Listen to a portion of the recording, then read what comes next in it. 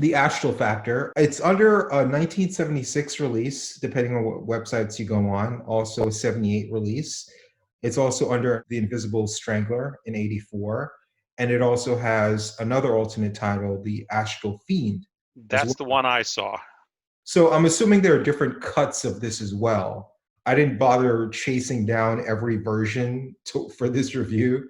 I think I got the gist of it. From what I've seen on a lot of older 70s movies I've watched, a lot of times TV pilots that didn't get picked up end up becoming turned into movies years later. My assumption is maybe in 76, this was supposed to be a TV pilot, failed. In 78, it was released as The Astral Factor in some markets, The Astral Feed in others. And then maybe in 84, there was a re-edit or at least a repackage with a new title, Invisible Strangler in 1984. What is your take? Well, I reviewed this movie on my channel, on my previous channel originally, maybe back in 2016. And I remember at that time, I remember looking up and I thought it was a made-for-television movie. However, I'm looking around today and I didn't really get that I couldn't verify that. And the version, at least the version I saw, had a nude scene in it. So I'm not sure where this movie came from. Was this made for TV, or did they add that in for a later release? I don't know. So the nude scene you're talking about, was it just the woman's butt when she gets up out of bed? Correct, That's correct. something that I can see either was okay in the 70s to show, because even in the 90s, I think it was, NYPD Blue, Hmm. they used to show women's butts in their shows. So I think that might have been okay censorship wise in the 70s.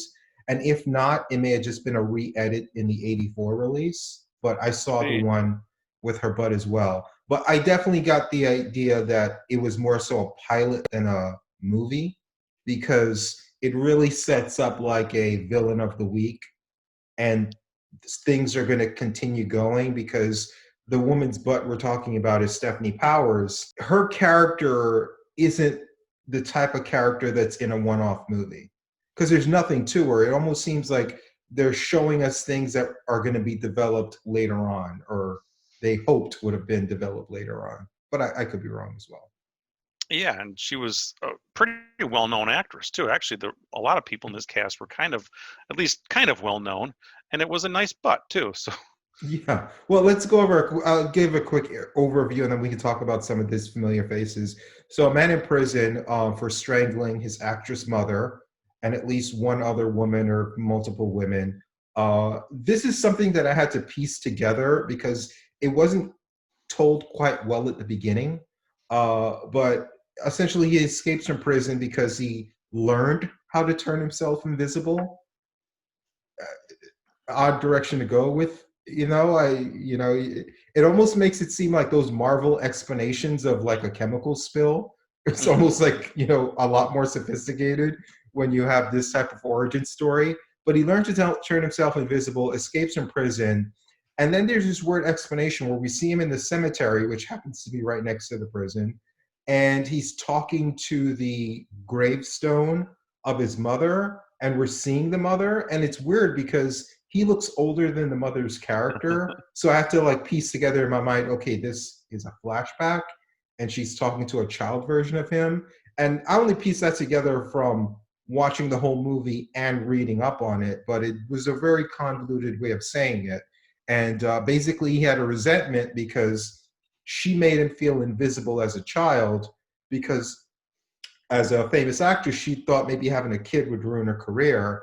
And so he learned to turn himself invisible. So poetic, I guess, in a way.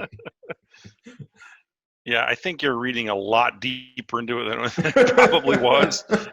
But yeah, I could see that happening. But I agree with you because like he was talking to his mother, but he's like the age we see him now, and yeah, it was kind of all over. Like I said, if you hadn't known what exactly the plot was, it may have been hard to figure it all out. Yeah. We already mentioned Stephanie Powers. Now, for me, I guess maybe for a lot of people, I'm not sure when HBO came along. Was that the 80s, early 80s? It was actually around in the 70s, maybe Okay. maybe mid to late 70s. I got it in 82. That's when we first got it. But yeah. I got it in the 90s, probably mid to late 90s. So for me, a lot of shows I watched were in a syndication from the 70s or older, and then like current shows. And it was a time where there was CBS, NBC, ABC, WPIX, and PBS, 5 channels. Later on, Fox would come along, and then after that, UPN would come along. But there wasn't a lot of options. So whatever was on, you watched.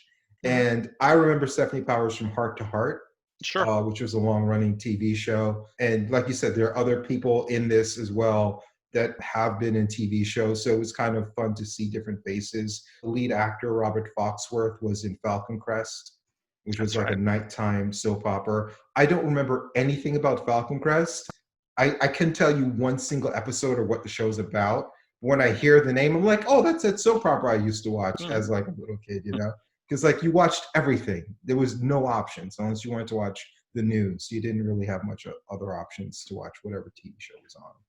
Yeah, when I was a child, before we had cable, we got cable when I was 10, I believe, and all we had was a CBS, NBC, and ABC affiliate, as well as a PBS channel, and then we got an independent one, which became a Fox channel maybe 6, 7 years down the road when Fox came out. But yeah, I had those same. Basically, I didn't count PBS as a real channel, so we Well, basically had the Sesame Street, you know?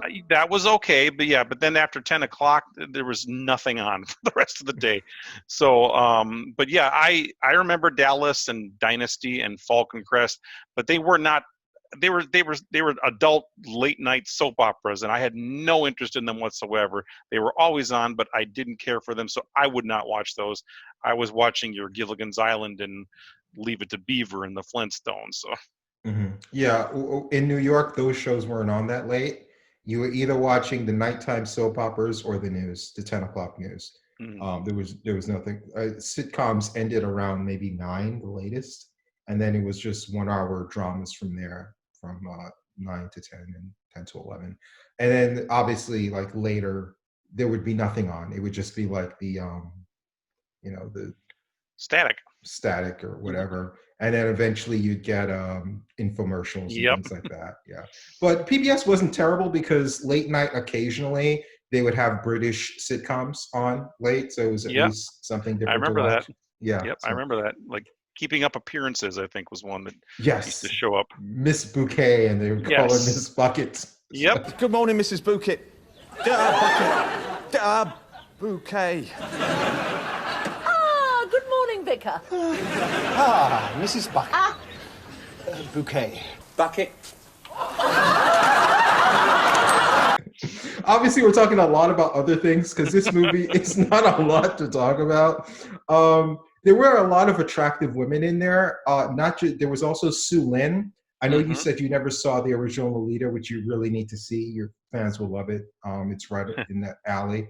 But she played the original Lolita, working with Stanley Kubrick, and she's in this. She's the first girl to die in the film. There's Elke Sommer. Elke Sommer, yeah. Was like the hot '60s Hollywood bombshell, and I guess at this point she was down to doing TV shows, and she was the last girl to live at the end of it. There was also, to me, the hottest girl in there. I was like, man, this girl is really hot. I searched her name. Her name was Bambi, and she was the girl that died on the boat. And when I looked her up, I was like, I knew I recognized her from somewhere. She Mhm. starred in Messiah of Evil, another Yep. movie. Yep, and she was also in a Star Trek episode, original Star Trek episode. Yeah. I read that too. She was one of the many women that Captain Kirk. Captain Kirk kissed in that show. So, yeah. So I mean, this movie had a lot of things that it could have exploited better, and I use that word specifically because you have all of these very attractive women, and you have this invisible killer. There could have been some really nice stalking scenes. It could have been more like sensual, or I don't want to say stalking is sensual, but in a movie context, it is not obviously in a real life context. But you have this invisible killer with all these beautiful women. They did nothing with that angle.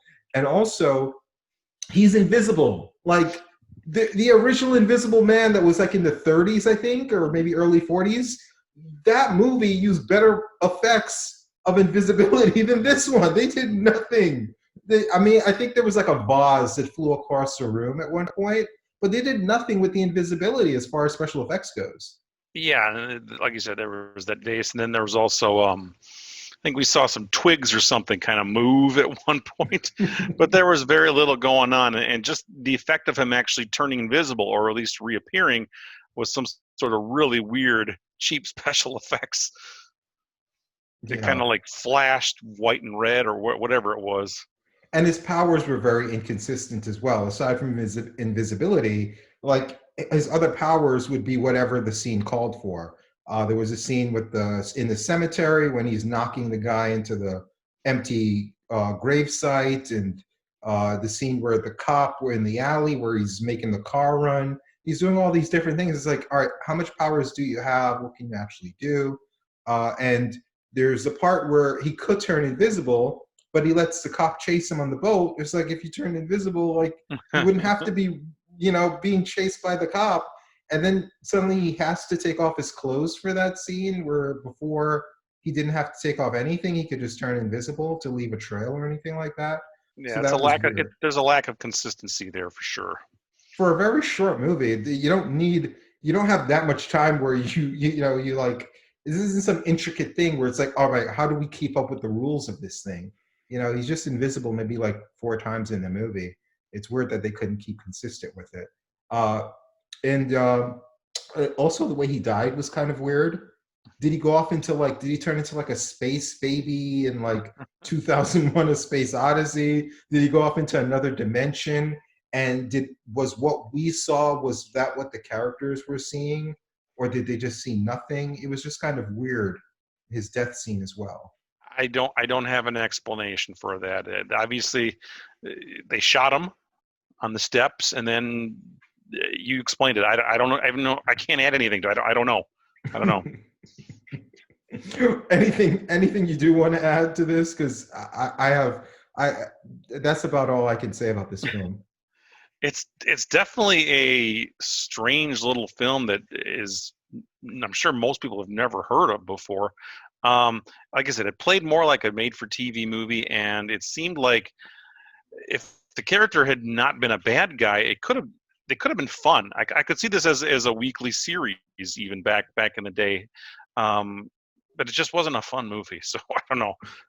Yeah, I didn't hate it. I thought it was fun seeing all the faces I recognized from TV shows and movies. So from that standpoint, it was kind of interesting. And I thought the premise was decent, just the execution wasn't great. I don't think it's the worst thing in the world to watch. It was fairly entertaining, fairly short, but a lot of what you saw more potential than actual good. That's the only real negative thing I guess I'll say about it. And pretty soon I'll be totally smashed. You'll help. Like hell you will.